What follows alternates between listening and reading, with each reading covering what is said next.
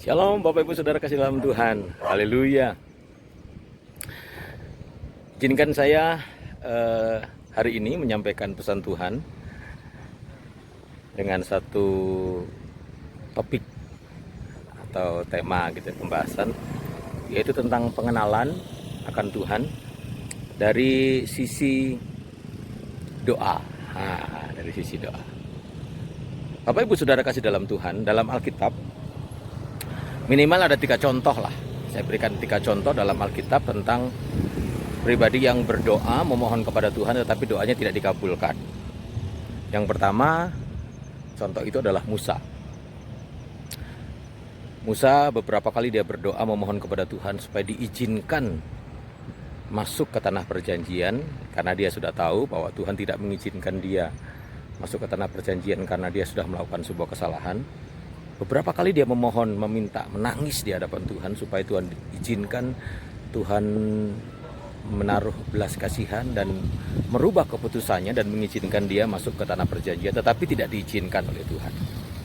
Doanya tidak dijawab oleh Tuhan. Yang kedua adalah Daud. Daud mengajukan permohonan kepada Tuhan, yaitu permohonan yang sangat luar biasa, ingin membangun bait Allah. Saya yakin, saya percaya permohonan doa ini adalah permohonan doa yang nggak gampang. Ini permohonan doa yang hebat sekali karena untuk membangun bait Allah. Tetapi Tuhan tidak izinkan Daud membangun bait Allah.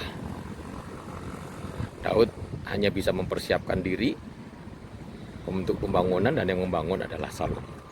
Nggak dijawab oleh Tuhan. Yang ketiga adalah Rasul Paulus. Dia merasa ada duri dalam dagingnya. Terus kemudian dia meminta kepada Tuhan supaya Tuhan mencabut duri dalam dagingnya itu. Dia ingin mengalami kelepasan. Tetapi Tuhan berkata, cukuplah kasih karunia-Ku untukmu. Karena ketika engkau lemah, di situ engkau kuat. Akhirnya doanya juga tidak dijawab oleh Tuhan. Dari ketiga contoh peristiwa dan 3 tokoh orang ini menunjukkan kepada kita bahwa ternyata ada doa-doa yang dinaikkan dengan penuh kesungguhan tidak dikabulkan oleh Tuhan. Tetapi kalau saudara perhatikan baik-baik, walaupun doanya tidak dikabulkan oleh Tuhan, ketiga tokoh ini tidak menyalahkan Tuhan. Ketiga tokoh ini tidak ngambek dengan Tuhan.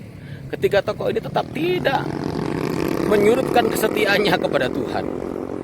Karena dia mengenal dia. Karena mereka ketiga tokoh ini sangat mengenal Tuhan. Dia kenal siapa Tuhannya. Tuhannya pasti memberikan yang terbaik. Tuhannya pasti keputusannya adalah keputusan yang terindah buat dia. Dia begitu kenal dengan Tuhannya sehingga dia, oke Tuhan, kalau engkau izinkan enggak apa-apa. Engkau tetap baik buatku. Engkau tetap luar biasa buatku. Nah, Bapak Ibu Saudara, pengenalan akan Tuhan itu kadang-kadang teruji melalui doa-doa yang tidak diizinkan dijawab oleh Tuhan. Sesungguhnya kalau engkau memang benar-benar tetap mengenal Tuhan, apapun yang terjadi, engkau tetap berkata, Tuhan Yesus baik. Puji Tuhan, Tuhan Yesus memberkati kita semuanya. Shalom.